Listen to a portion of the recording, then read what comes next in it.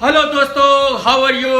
तो दोस्तों, अब मैं रिव्यू करता हूं हाउसफुल 3।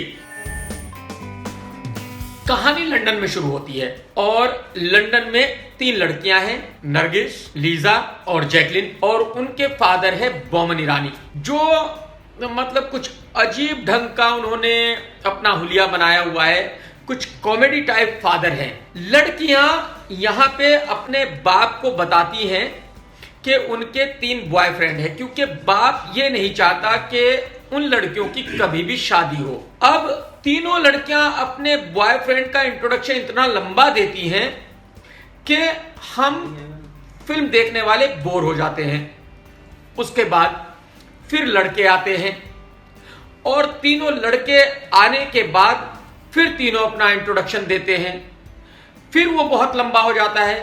तो आप ये समझिए कि ये स्टार्टिंग के तकरीबन 25-30 मिनट बहुत ही पकाऊ हैं, बहुत ही बोर हैं।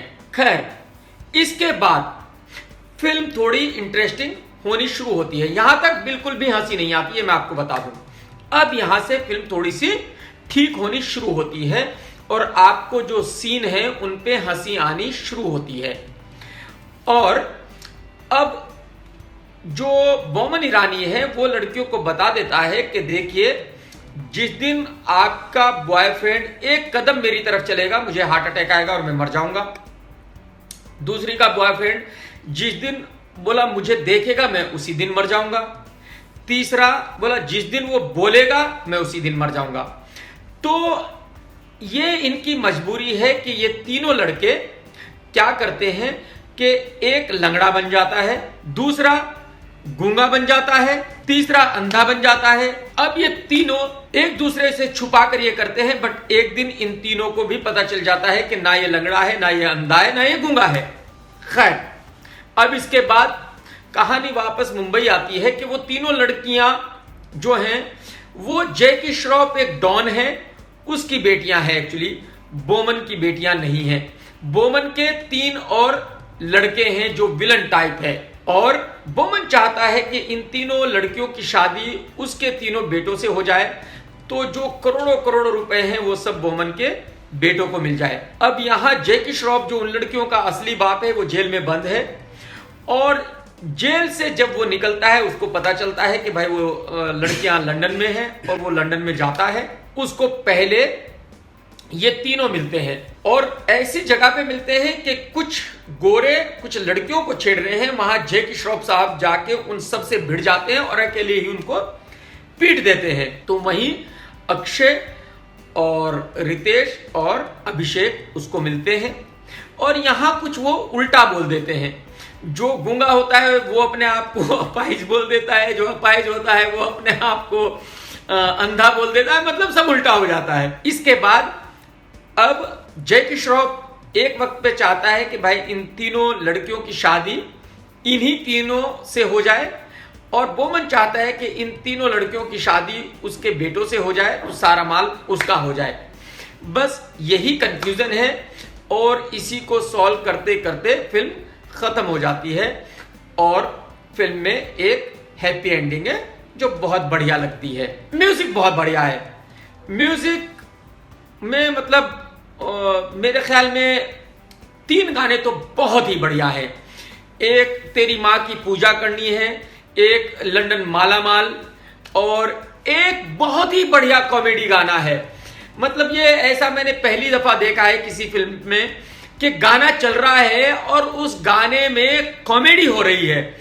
वो गाना चलते चलते कॉमेडी सीन इतने अच्छे अच्छे आते हैं कि आप बहुत हंसते हैं, और ये गाना देखने में मुझे बहुत मजा आया।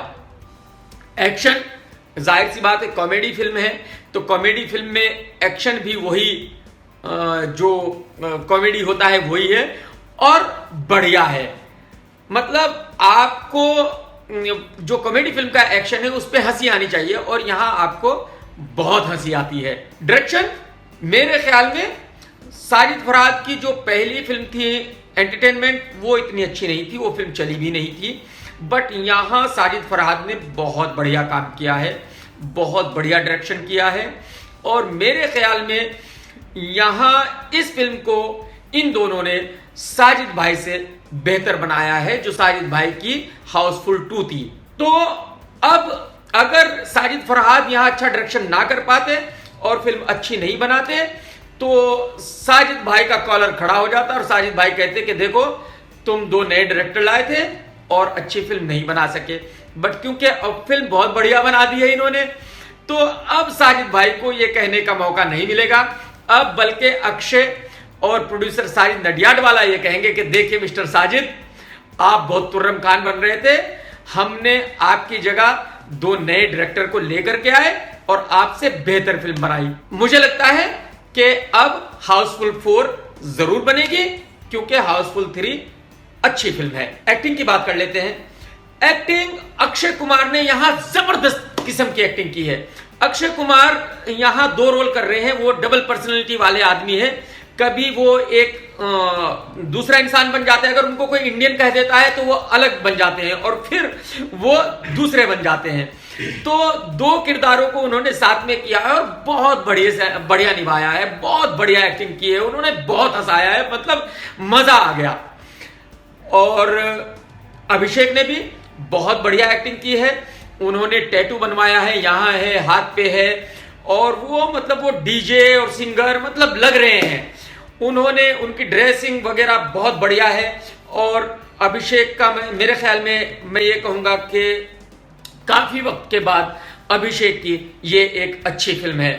रितेश का सबको पता है कि रितेश बहुत ही बढ़िया एक्टर है और उसकी जो कॉमेडी में टाइमिंग है वो बहुत अच्छी है और रितेश ने भी यहां बढ़िया काम किया है। लड़कियों में जैकलिन ने जबरदस्त किस्म की एक्टिंग की है, बहुत बढ़िया एक्टिंग की है, बहुत खूबसूरत लगी है। बाकी नरगिस और लीजा वो बस ठीक है, टाइम पास है और फिलर है, उन्होंने फिलर का काम किया है। बोमन ईरानी ने पकाया ज्यादा है और एक्टिंग कम की है, बट फिर भी क्योंकि फिल्म बहुत कुल मिला के बहुत अच्छी थी तो फिर भी मेरे ख्याल में उन्होंने ठीक ठाक एक्टिंग की है। जैकी श्रॉफ ने भी अपने रोल को ठीक ठाक निभाया है। बाकी 3 बोमन ईरानी के लड़के हैं, उन्होंने भी अपने रोल को ठीक ठाक किया है। कुल मिलाकर दोस्तों ये फिल्म अच्छी फिल्म है, कॉमेडी फिल्म है, फैमिली फिल्म है, कोई भी गंदगी नहीं है। इस फिल्म को पूरी फैमिली देखने जाएगी, कोई और फिल्म साथ में रिलीज नहीं हो रही है, सोलो रिलीज है, तो जाहिर सी बात है लोगों को फिल्म देखनी है और यही देखनी है। But at the same time इस फिल्म में एक कमी है, इसमें इंग्लिश बहुत ज्यादा है, मेरे ख्याल में 50% इंग्लिश है, तो सिंगल स्क्रीन की जो ऑडियंस है उनको ये फिल्म बहुत कम समझ में आएगी। बट मुझे लगता है कि मल्टीप्लेक्स में बहुत ही बढ़िया चलेगी। तो मैं इस फिल्म को देता हूं 3 स्टार और मेरे ख्याल में ये फिल्म 100 करोड़ का बिजनेस करना ही चाहिए।